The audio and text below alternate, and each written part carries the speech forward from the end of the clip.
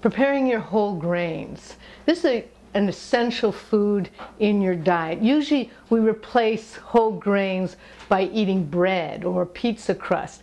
But really, this is the food you want. When they talk about carbohydrates feeding the brain in lieu of taking antidepressants in a synthetic form, this is your antidepressant in a whole foods form.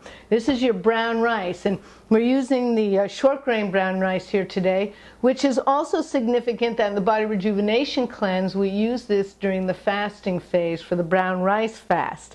And then also, here's a very high protein grain known also as a superfood, and this is quinoa. It comes from South America, it's Peruvian, and it's very high in protein. As a matter of fact, it's considered a vegetarian protein.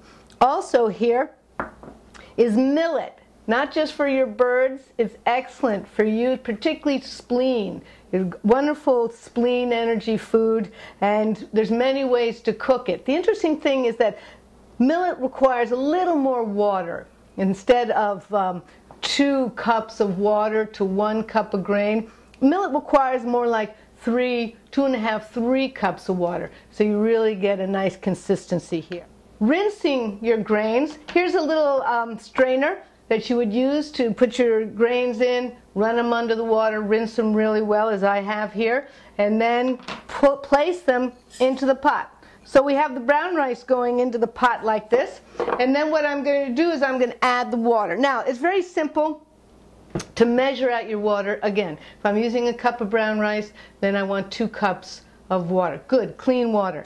But let's say I don't have the time or the wherewithal, or I don't want to grab the measuring cup. How do I know that there's a perfect amount of water? Well, it's a very simple little technique. You pour the water into the pot, and then you place the tip of your finger right on the top of the grain.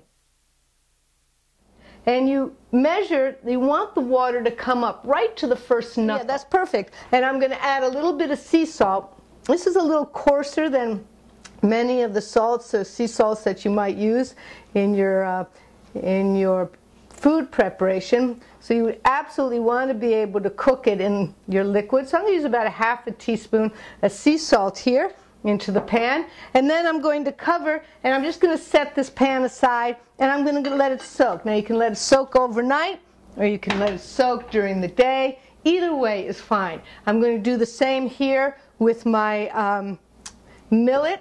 Now the millet this is a wonderful grain, and one thing that millet does very well with, it cooks very well with other vegetables. So if you use the onion, celery, even squash and your millet cooked together, oh, delicious breakfast food. So for this time, I'm going to add a little more. So for millet, I'm going to bring the water more deeper, just about almost to my second knuckle, right? So I need a little more water. I'm going to bring it perfect. All right, so perfect every time.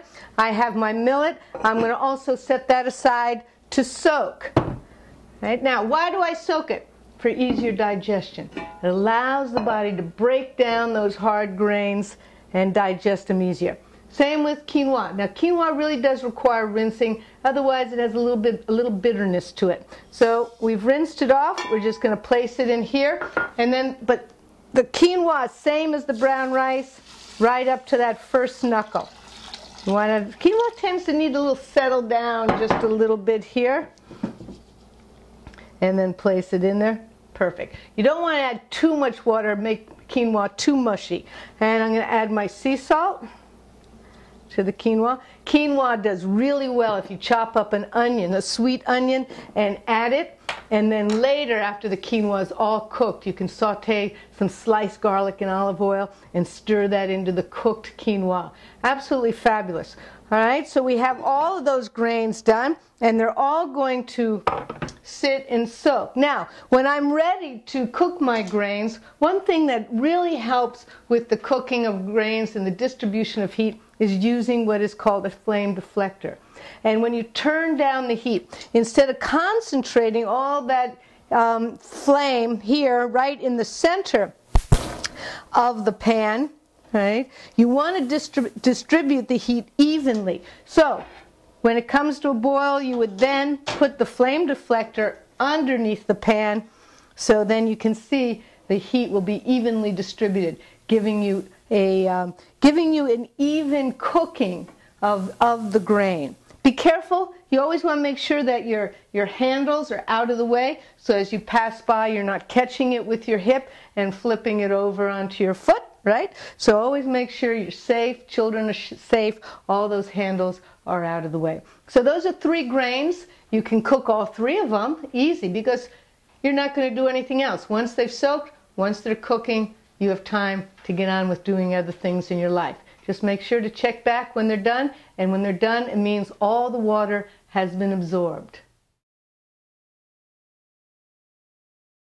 Grains are done. Look what you have. You have fluffy, delicious millet. You can see now with that little extra water what it does to it. Makes it really fluffy and digestible. You know, this works perfectly for making like little croquettes and then frying them in a little bit of oil. Delicious.